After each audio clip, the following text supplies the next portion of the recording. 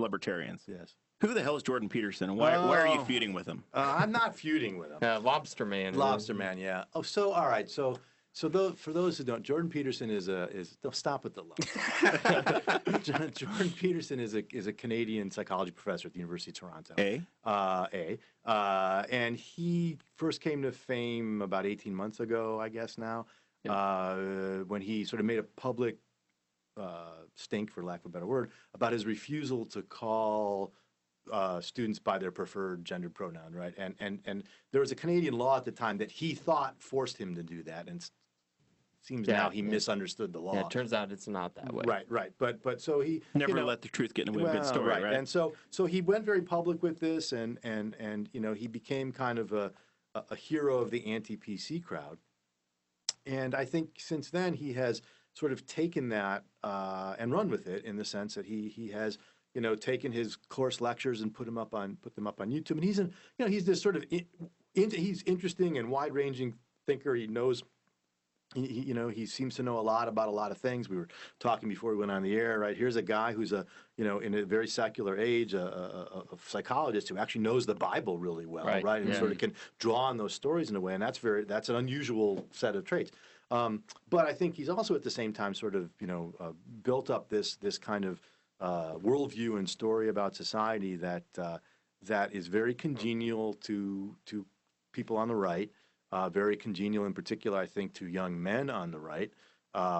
Jordan Peterson is clearly not alt-right in any sense of that term. Right. But I think there are people who are alt-right who see in him some of his things, sort of intellectual justification for what they're doing. In particular, right, his kind of crusade against political correctness and postmodernism and whatever word he's using for all of those words for them, which I think, that is easy to become a hero by being willing to stand up and sort of get mad at those people about those things. Whether he's right or not is a different question. So my frustration, just in general terms, my sort of frustration is first of all, I don't understand why libertarians in particular think he's such a hero in any sense of the term. He's certainly not himself. I don't think a libertarian. I wouldn't call him one. I don't think the areas that I know best that he talks about, I don't think he actually gets everything right, suffice it to say.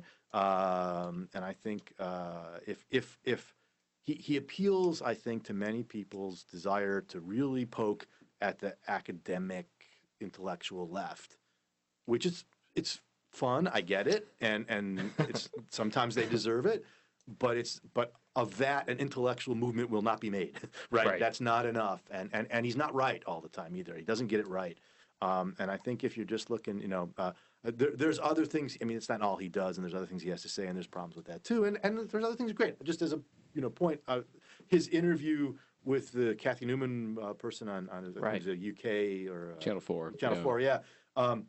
If you watch it, he was terrific. He was a great role model about keeping your cool and not letting someone get under your skin and sort of dealing with. I mean, the woman was. This is the one that's been about 4 or 6 weeks from now ago. Kind of came out and ran to the top. Right, and she was ridiculous, and he got much of it right there. But as a sort of model of how to handle a kind of hostile, idiotic interviewer, it was great. It was, and so no complaints there. Okay, but I think in his more, he has, by the way, a really number of citations and publications as a sort of psychologist, and he's in that area has some reputation as a scholar. But when you're going to start kind of become a public intellectual, right? Other people are going to start looking at what you're talking about and say, hey, do you really know what you're talking about? Yeah, absolutely. And we were talking about before the show, I came across Jordan Peterson after his Kathy Newman interview on Channel 4, where to me as a person, so I didn't go to college. I went to a trade school right after high school, but I've always loved philosophy, and so I've read a lot of Friedrich Nietzsche. I've read a lot of Carl Jung, and I've read on the religious side, I've read a lot of John Calvin, people like. So you were primed for him. Yeah, so you were his perfect target. So exactly, yeah. I started listening to him, and the thing about it is that I keep hearing from other different podcasters that don't know what they're talking about whenever it comes to people like Friedrich Nietzsche, and they always say, well, he's a nihilist, right? Well, he's not. That's kind of what pulled me towards Jordan Peterson was, he's coming out and he's saying, he might have come up with the idea, but if you think that, then you're totally missing the point. And I've liked that, and then I've also been following his biblical lectures, and you hit on that for a minute too, and that I do like those. He has an interesting perspective on a lot of it. Right. Yep. And I think the question, again, as I said before, the areas I know best are, when he talks about sort of gender and women working and sort of sexuality issues, those are the ones that I've written on and know the best. And I think there he's, there's real problems with the kind of things he's arguing there. And I think in particular, as we were sort of talking a little bit before we went on the air, he has this whole kind of confidence about the importance of evolved dispositions that humans have, right? That's the whole lobster thing, right? We're dominance hierarchies because we share this serotonin-based, right, nervous system stuff with lobsters back 800 million years ago, right? And it's turned into the lobster jokes, but he's got a point there, right? I mean, who we are as human beings is a product of evolution, and so we have to take seriously those kind of biological and evolved dispositions that we have. But taking them seriously doesn't mean we have to bow to them, right? I mean, the fact that things about dominance hierarchies can explain certain human behavior doesn't justify that behavior. It doesn't mean that behavior is okay, right? We have at this point we have a moral compass and a conscience, and we can make decisions, and we're accountable for them. That's exactly right. Right, and we don't, if biology says men are supposed to be dominant, right? Oh, who cares, right? If we think that's wrong, right? We can do things to push back against that. Granted, it might be hard if we're evolved to behave in certain kinds of ways and we're sort of asking ourselves to think differently, but we do that all the time. And as I was saying, before we went on, we might have an evolved disposition towards living in small socialistic, altruistic groups, right? But that doesn't mean we have to be socialists in the real world. It's not going to work for all kinds of reasons. Just because we have these evolved dispositions doesn't mean we have to give into them. It doesn't mean that they can be used to justify behavior. It may be the fact that men, perhaps men, men have this sort of drive for dominance doesn't justify rape, right? I mean, it just doesn't, and that's right. And again, let me be clear. I'm not saying Peterson is justifying it, but he says some things where you kind of go, whoa, what exactly are you saying there?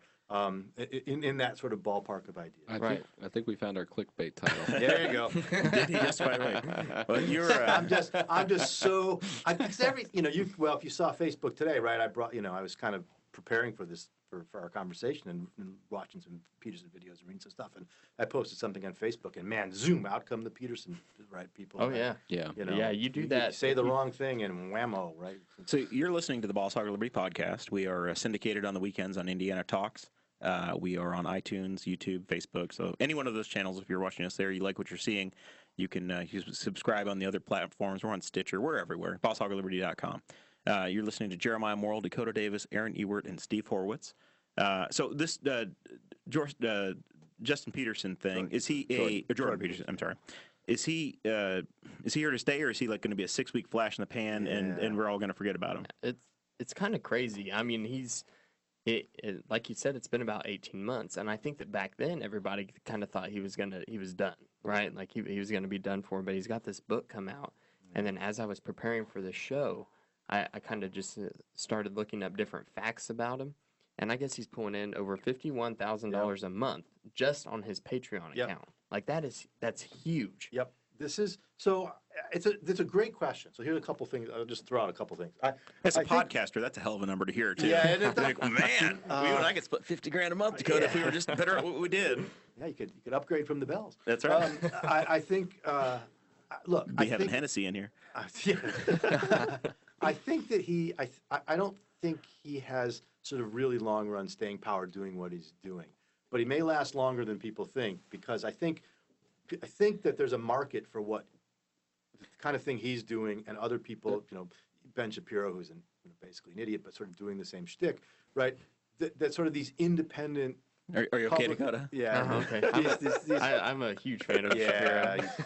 And it's sort of these independent public intellectuals, I think, is the best way to think about it, right? Yeah, that is a great way to put it. And I think that what people are frustrated with academics, they're frustrated with the media, So these folks who have been able, and I think that's why the Patreon thing is particularly cool here. I mean, Peterson is an academic, but he made his name by stabbing his own people in the back, right, with all this anti-PC stuff.